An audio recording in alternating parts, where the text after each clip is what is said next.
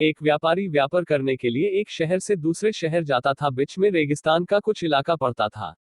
वह आदमी एक नेगेटिव सोच वाला इंसान था। हमेशा शिकायत करता रहता था कि मेरे पास ये नहीं है, वो नहीं है, इसकी कमी है, उसकी कमी है। एक दिन वह रेगिस्तान में से गुजर रहा था, तभी उसकी पानी की बोतल खाली हो जाती है। उसे बड़ी जोर की प्यास लगती है, लेकिन रेगिस्तान में पानी ना मिलने की वजह से उसे बहुत गुस्सा आता है और बोलता है कि कितना खराब जगह है, ना कोई पेड़ ना पानी, रास्ता भी लंबा है, रेगिस्तान पार करना पड़ता है। तभी आसमान की तरफ देख करके कहता है कि भगवान, ये कैसा जगह बना दी है आपने।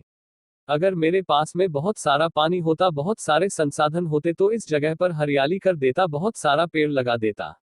वह आदमी ऊपर देखकर ये सब बातें कह रहा होता है और ऐसा लग रहा था कि जैसे ऊपर वाले से जवाब का प्रतीक्षा कर रहा हो कि भगवान कुछ कह दे।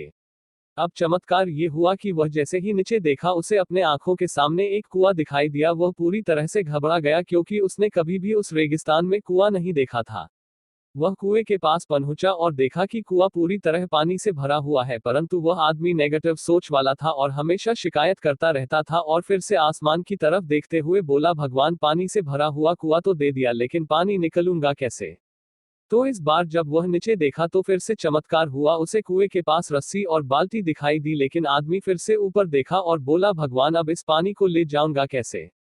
तभी उसको एहसास हुआ जैसे उसके पीछे कोई है। वह पीछे मुड़कर देखा तो एक ऊंट खड़ा हुआ होता है। वह पूरी तरह से घबरा गया, सोचने लगा कि ये तो सच में होने लग रहा है। मैं बातों बातों में कह तो दिया, अब मुझे यहाँ हरियाली करनी पड़ेगी और पेड़ लगाने की जिम्मेदारी लेनी पड़ेगी।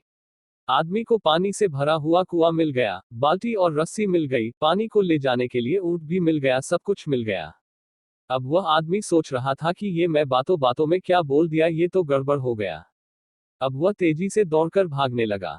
वह भाग रहा था, उस जिम्मेदारी से बच रहा था। तभी एक कागज उड़ते हुए आया और इसके शरीर से चिपक गया।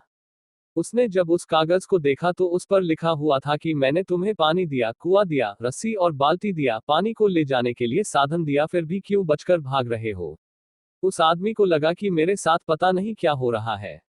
वह दौड़ते दौड़ते रेगिस्तान को पार कर लिया, लेकिन उस रेगिस्तान को हरा भरा नहीं बनाया। यह कहानी हमें सिखाती है कि हम में से बहुत सारे लोग ये कहते हैं कि बड़े स्कूल में पढ़ लिया होता या बड़े कॉलेज में चला गया होता तो ये कर लेता, अगर मेरे पास बहुत सारा पैसा होता तो ये कर लेता, मेरा बॉस मेरा साथ नहीं देता है, नहीं तो मैं पता नहीं क्या कर देता। हम हमेशा शिकायतें ढूंढा करते हैं, अपनी जिम्मेदारी से बचकर भाग रहे होते हैं। ये कहानी हमें सिखाती है कि लाइफ में हम जो कुछ भी कर रहे हैं, 100% जिम्मेदारी हमारी है कि उस काम को बिना किसी शिकायत के पूरा करें। तो दूसरों पर दोष देना, उनकी गलतियां बताना बंद कीजिए, अपनी गलतियों को सुधारना शुरू कीजिए।